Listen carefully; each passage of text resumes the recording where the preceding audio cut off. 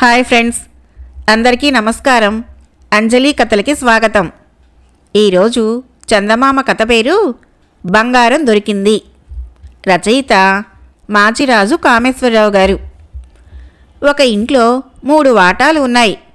ఒక వాటాలో వరదాచారి అనే పంతులు ఉంటున్నాడు. అతను ఇంటి దగ్గర 25 మంది పిల్లలకు పాఠాలు చెబుతూ ఉంటాడు. రెండో వాటాలో జోగిరాజు అనే భక్తుడు ఉన్నాడు. అతని ఇంట రోజు భజనలు, పురాణ కాలక్షేపము, బోధనలు ఉంటాయి.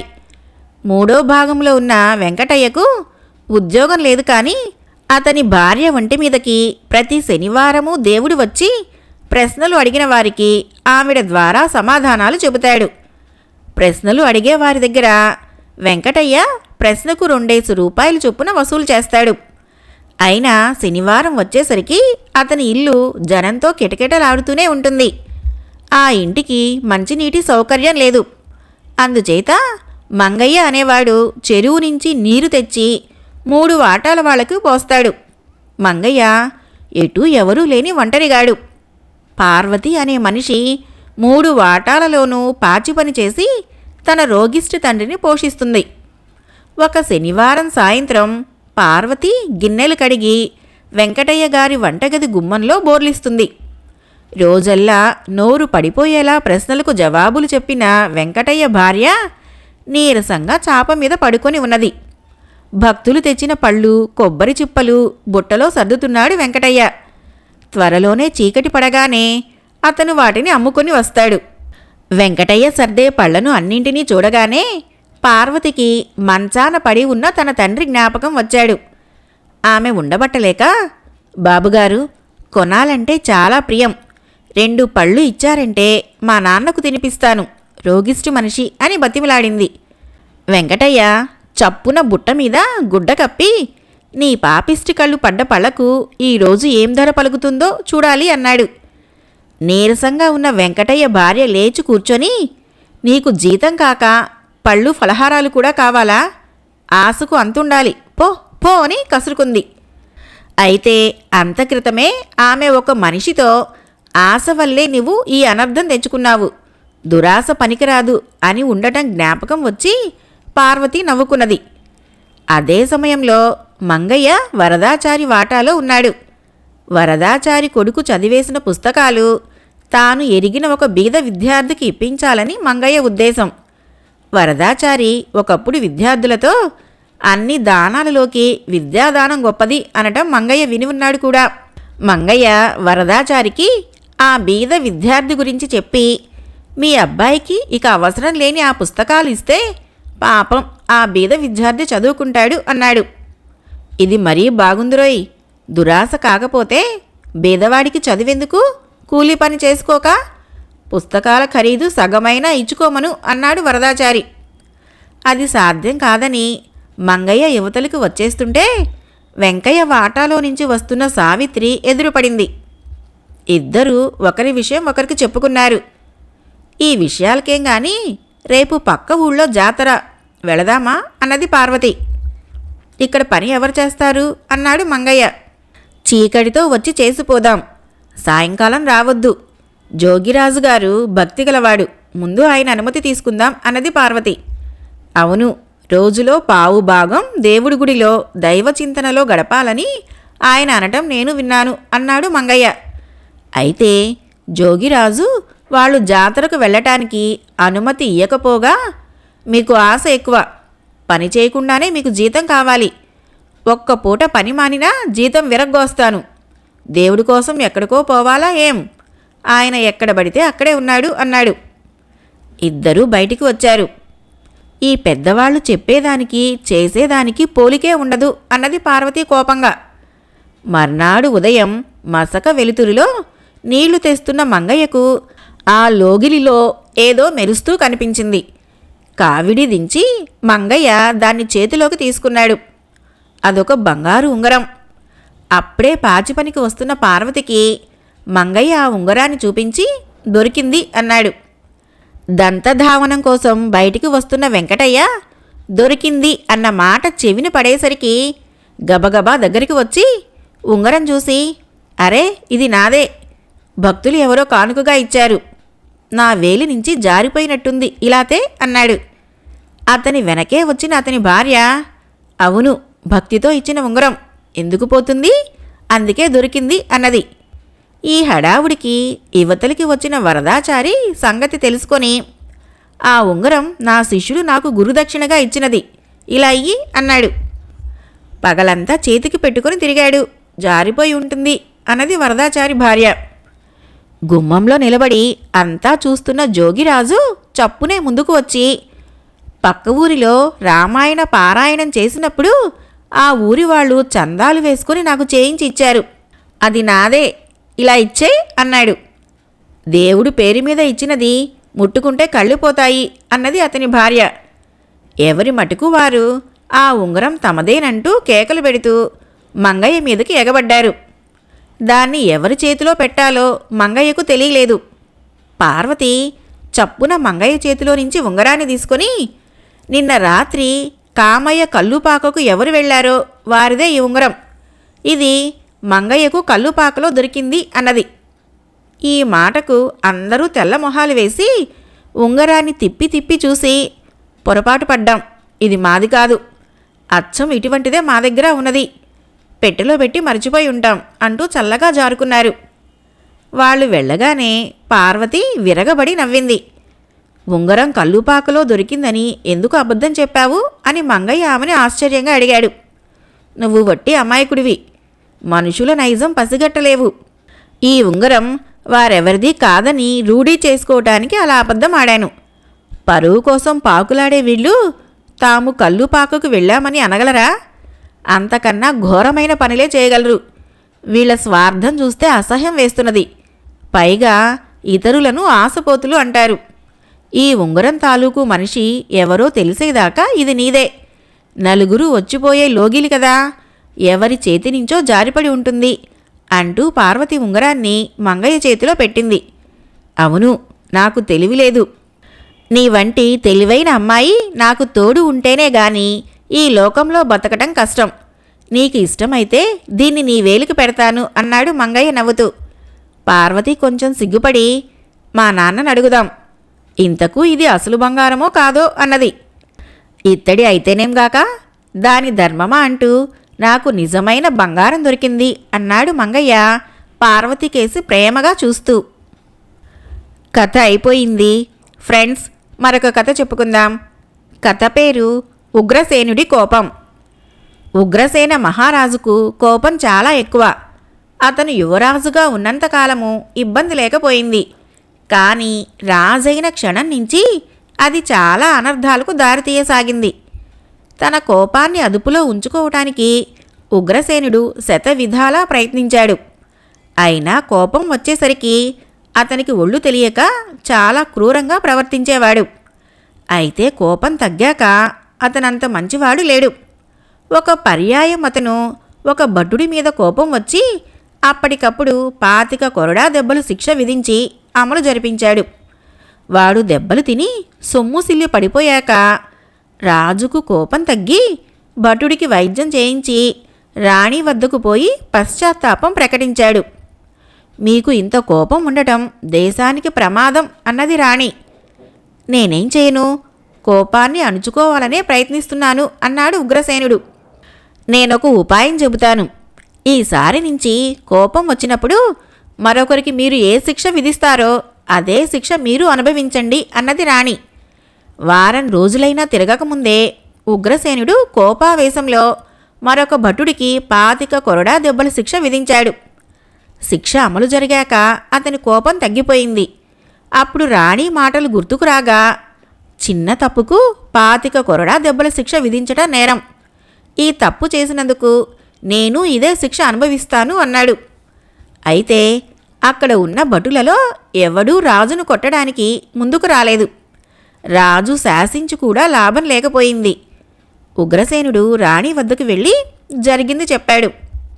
రాణి నవ్వి, భటుడు చిన్న తప్పు చేసినందుకే 25 కొరడా దెబ్బలు కొట్టించారు. రాజుగారి శాసనాన్ని పాలించకపోవటం పెద్ద నేరం కదా.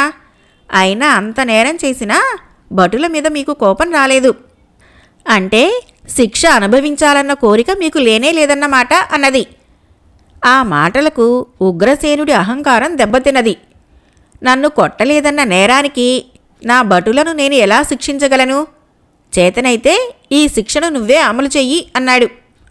రాణి వెంటనే ఒక భటుణ్ణి పిలిపించి, నేను చెప్పింది చేస్తావా లేక తక్షణం చస్తావా అని అడిగింది. భటుడు వణికిపోతూ రాణి చెప్పిన పని చేస్తానన్నాడు. రాణి వాడి చేతికి కొరడా ఇచ్చి రాజును కొట్టమన్నది. వాడు అందుకు సిద్ధపడ్డాడు. మొదటి కొరడా దెబ్బ తినగానే రాజుకు చుర్రుమన్నది. రెండో దెబ్బ పడేలోగా అతను తిరగబడి భటుడి చేతి నుంచి కొరడా లాగేసుకుని వాణ్ణి 10 దెబ్బలు కొట్టాడు.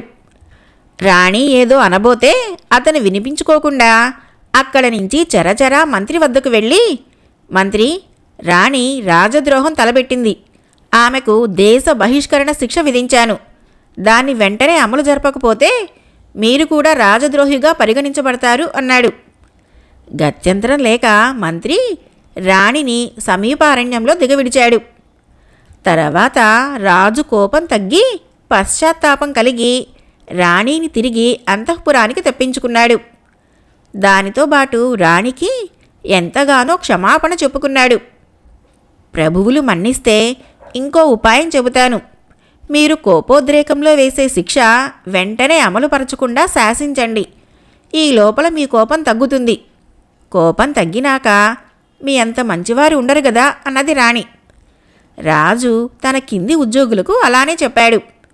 అయితే ఈ ఉపాయం కూడా ఫలించలేదు. తాను వేసిన శిక్ష వెంటనే అమలు జరపనందుకు రాజుకు ఆ వ్యక్తుల మీద కూడా కోపం వచ్చేది.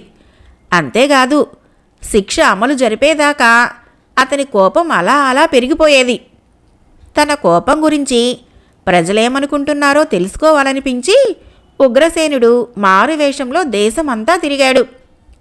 ఒకచోట అతనికి తనకన్నా కూడా కోపిష్టివాడు తగిలాడు.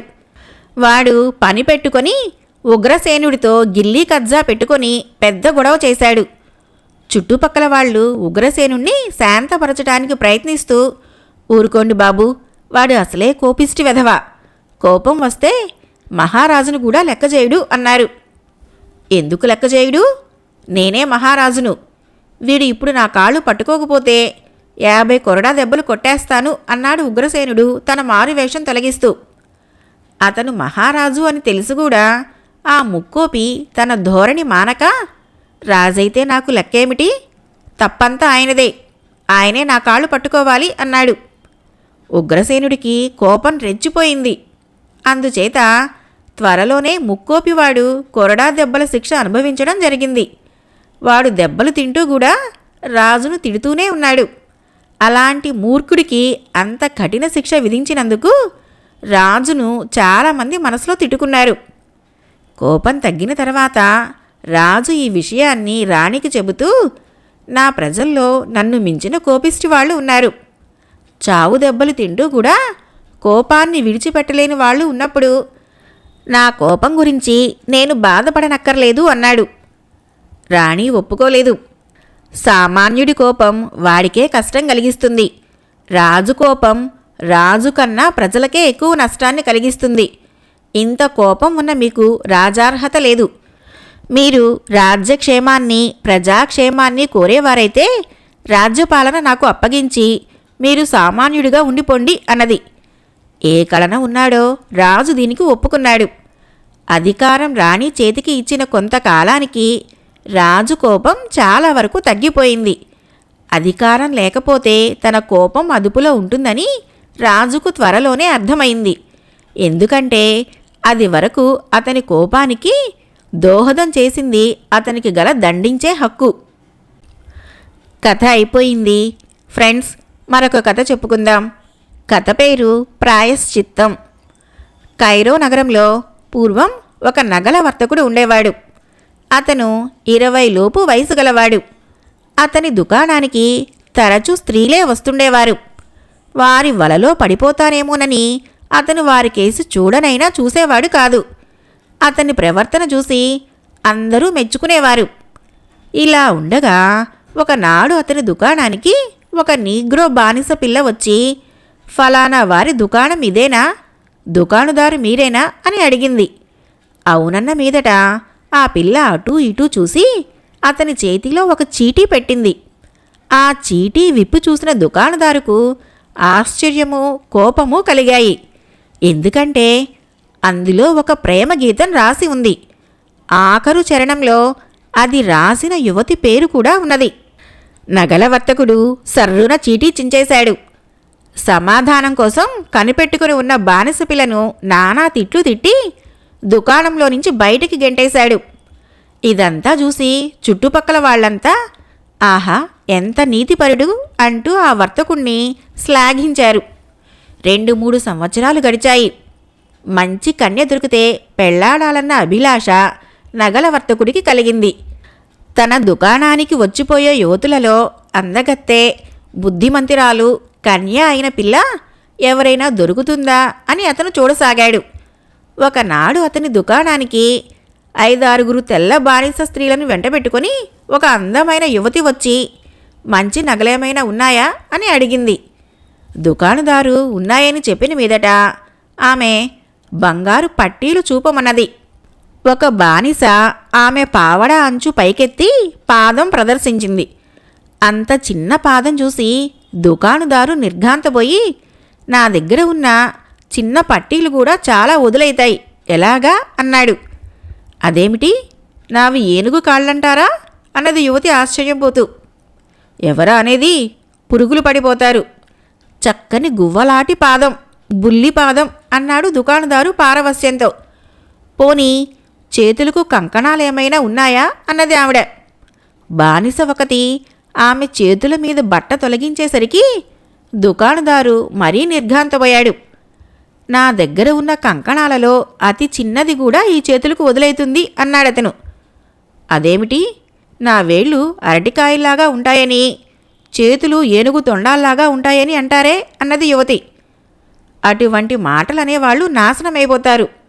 సుందరి, నీ వంటి అందగత్తే 3 లోకాల్లోనూ లేదు. నన్ను పెళ్లాడి ధన్యుణ్ణి చేయవా అంటూ దుకాణదారు యువకుడు ఆమె ముందు మోకరించి కన్నీటి పర్యంతమైపోతూ వేడుకున్నాడు. ఆమె చిరునవ్వు నవ్వింది. మా నాన్నకు నేనంటే ఎంత కోపమో. నాది చిర్రబొచ్చట, వికారమైన ముఖమట, గొగ్గి పళ్ళంట, ముఖమంతా స్ఫోటకం మచ్చలట. నన్నెవరూ పెళ్లాడరట. నేను అందంగా ఉన్నానని నువ్వు చెబితే నాకు నిజంగా సంతోషంగా ఉంది అన్నది. మీ నాన్నకేదో పిచ్చి అయి ఉంటుంది. ఆయన పేరేమిటో చెప్పు, నేను ఆయన దగ్గరికి వెళ్ళి నిన్ను పెళ్లాడతానని ప్రమాణం చేస్తాను అన్నాడు దుకాణదారు. ఆయన పేరు షేక్ అల్ ఇస్లాం.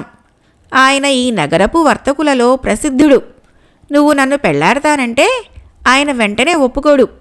నా అనాకారితనం వర్ణించి నిన్ను బెదరగొడతాడు. అన్నిటికీ నువ్వు నాకు సమ్మతమే అనాలి అన్నది ఆ యువతి. నువ్వు చెప్పినట్లే చేస్తాను. నేను ఆయన్ని ఎప్పుడు కలుసుకునేది అన్నాడు దుకాణదారుడు. రేపు 10 గంటలకు అని ఆమె బానిసలతో సహా వెళ్ళిపోయింది. మర్నాడు ఉదయం 10 గంటలకు నగల వర్తకుడు షేక్ అల్ ఇస్లాం భవనం ఎక్కడ ఉన్నది కనుక్కొని ఆయన్ని చూడబోయాడు. అల్ ఇస్లాం యువకుడి కోరిక విని విచారంగా, నీకు నా కుమార్తె సంగతి తెలియదల్లే ఉంది నాయనా. అది అభాగ్యురాలు. అది పగలు చూస్తే రాత్రి కలలోకి వస్తుంది అని తన కుమార్తె అనాకారితనం చాలాసేపు వర్ణించాడు. ఆయన మాట్లాడుతున్నంతసేపు యువకుడు నాకు సమ్మతమే, నాకు సమ్మతమే అంటూ వచ్చాడు. ఇక చెప్పేదేమీ లేక అల్ ఇస్లాం ఆ యువకుడికి తన కుమార్తెనివ్వటానికి సమ్మతించాడు. యువకుడి చేత ఒప్పందం రాయించి సాక్షి సంతకాలు చేయించాడు. వధువును వరుడు అన్ని లోపాలతోనూ భార్యగా స్వీకరించేటట్టు ఆమెకు ఏ కారణం చేతనైనా విడాకులివ్వగోరే పక్షంలో 20,000 దీనారాల బంగారం పరిహారంగా చెల్లించేటట్టు పత్రంలో రాయించారు. పెళ్లి కూతురు రోగిష్టిది, మంచం దిగలేదు. అందుచేత పెళ్లి ఇక్కడే జరగాలి అన్నాడు అల్ ఇస్లాం. మరీ మంచిదన్నాడు నగల వర్తకుడు. పెళ్లి అయిపోయింది. నగల వర్తకుడు తన భార్య ఉన్న గదిలోకి వెళ్ళి ఆమె ముఖం మీద వేసుకొని ఉన్న మేలి ముసుగు తొలగించి చూశాడు. అతని గుండె ఆగిపోయింది. పెళ్లి కూతురు వట్టి కురూపి. ఇంతకుముందు దుకాణానికి వచ్చిన నగలు బేరం చేసిన పిల్ల కానే కాదు. తనకింత ఘోరం ఎందుకు జరిగిందో తెలియక నగల వర్తకుడు తన ఇంటికి తిరిగి వచ్చేశాడు.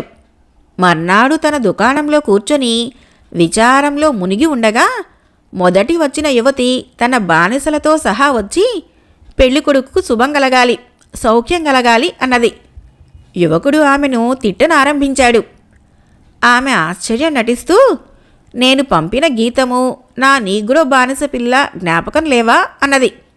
ఆమె లేచి వెళ్ళిపోబోతుండగా యువకుడు లేచి ఆమె కాళ్ళ మీద పడి, నాకు బుద్ధి వచ్చింది, నన్ను ఎట్లాగైనా ఈ నరకం నుంచి బయటపడయ్యి అని వేడుకున్నాడు.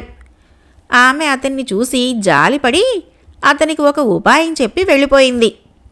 ఆమె చెప్పిన ప్రకారం అతను కొన్ని ఏర్పాట్లు ముగించి నేరుగా తన మామగారైన అల్ ఇస్లాం ఇంటికి వెళ్ళాడు. అక్కడ వసారాలో మామ అల్లుడు సుఖాసీనులై ఉండగా తలవాకిలి తలుపు తోసుకొని అంతులేని అలగాజనం లోపలికి వచ్చారు. కొందరు తప్పెటలు వాయించారు, కొందరు ఈలలు వేశారు, కొందరు సాముగరిడీలు చేశారు, కొందరు కోతులను ఎలుగుబంట్లను ఆడిస్తూ అరవసాగారు.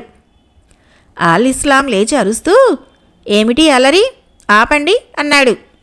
కానీ నగల వర్తకుడు ఆగమన దాకా వాళ్ళు ఆగలేదు.